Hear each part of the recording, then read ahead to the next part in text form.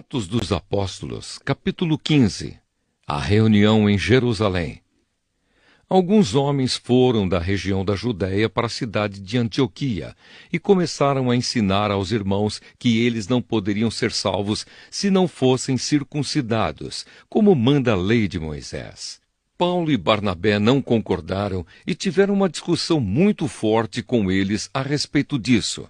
Aí foi resolvido que Paulo e Barnabé e mais alguns irmãos fossem para Jerusalém a fim de estudar esse assunto com os apóstolos e os presbíteros da igreja. Então, a igreja de Antioquia mandou que eles fossem. Eles passaram pelas regiões da Fenícia e da Samaria, contando como os não-judeus estavam se convertendo a Deus. E todos os irmãos ficaram muito alegres com essa notícia. Quando chegaram a Jerusalém, foram recebidos pela igreja, pelos apóstolos e pelos presbíteros, e lhes contaram tudo o que Deus havia feito por meio deles. Mas alguns membros do partido dos fariseus, que também haviam crido, se levantaram e disseram: os não-judeus têm de ser circuncidados e têm de obedecer à lei de Moisés. Então os apóstolos e os presbíteros se reuniram para estudar o assunto. Depois de muita discussão, Pedro se levantou e disse: meus irmãos, vocês sabem que há muito tempo Deus me escolheu entre vocês para anunciar o Evangelho aos não-judeus, a fim de que eles pudessem ouvir e crer. E Deus, que conhece o coração de todos, mostrou que aceita os não-judeus, pois deu o Espírito Santo também a eles, assim como tinha dado a nós. Deus não fez nenhuma diferença entre nós e eles. Ele perdoou os pecados deles porque eles creram. Então, por que é que vocês estão querendo pôr Deus à prova, colocando uma carga nas costas dos que agora estão crendo? E essa carga nem nós, nem os nossos antepassados pudemos carregar. Pelo contrário, por meio da graça do Senhor Jesus, nós, judeus, cremos e somos salvos, do mesmo modo que os não-judeus. Então todos os que estavam ali ficaram calados e escutaram Barnabé e Paulo contarem todos os milagres e maravilhas que Deus tinha feito por meio deles entre os não-judeus. Quando eles terminaram de falar, Tiago disse: meus irmãos, escutem. Simão acabou de explicar como Deus primeiro mostrou seu cuidado pelos não-judeus, escolhendo do meio deles um povo que seria dele. As palavras dos profetas estão bem de acordo com isso, pois as Escrituras Sagradas dizem: depois disso eu voltarei, diz o Senhor, e construirei de novo o reino de Davi, que é como uma casa que caiu. Juntarei de novo os pedaços dela e tornarei a levantá-la. Assim todas as outras pessoas, todos os outros povos que eu chamei para serem meus, vão procurar conhecer o Senhor.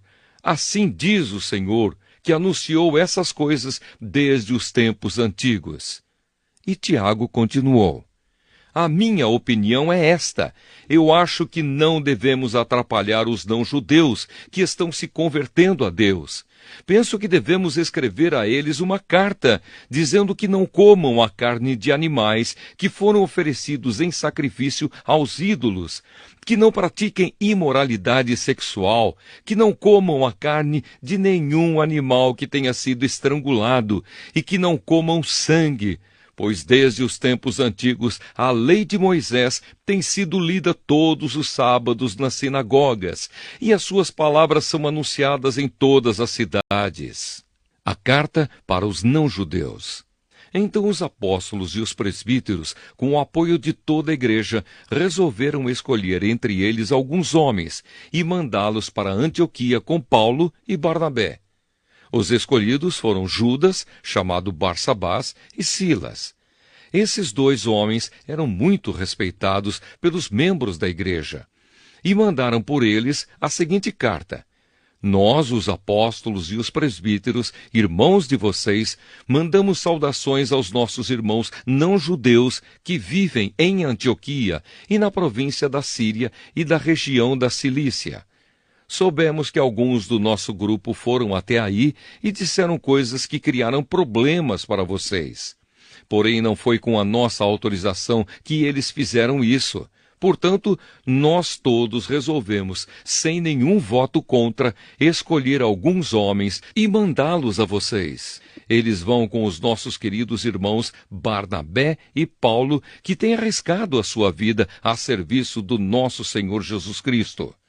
Estamos enviando, então, Judas e Silas para falarem pessoalmente com vocês sobre estas coisas que estamos escrevendo. Porque o Espírito Santo e nós mesmos resolvemos não pôr nenhuma carga sobre vocês, a não ser estas proibições que são, de fato, necessárias. Não comam a carne de nenhum animal que tenha sido oferecido em sacrifício aos ídolos. Não comam o sangue nem a carne de nenhum animal que tenha sido estrangulado. E não pratiquem imoralidade sexual.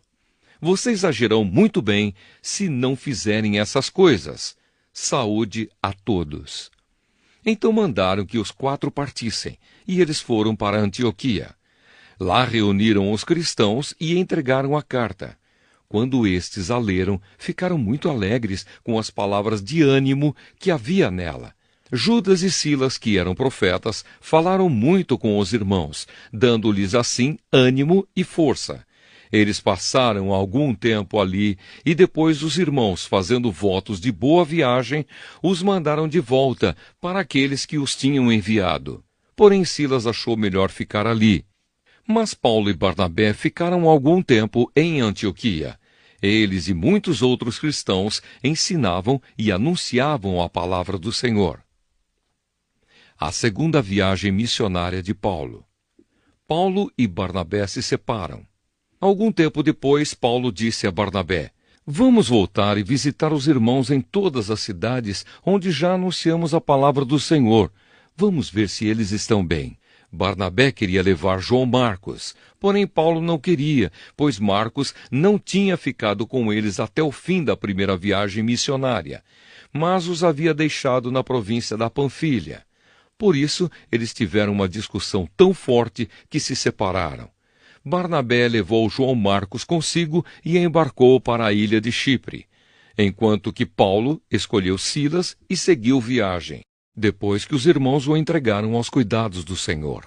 E Paulo atravessou a província da Síria e a região da Cilícia, dando força às igrejas.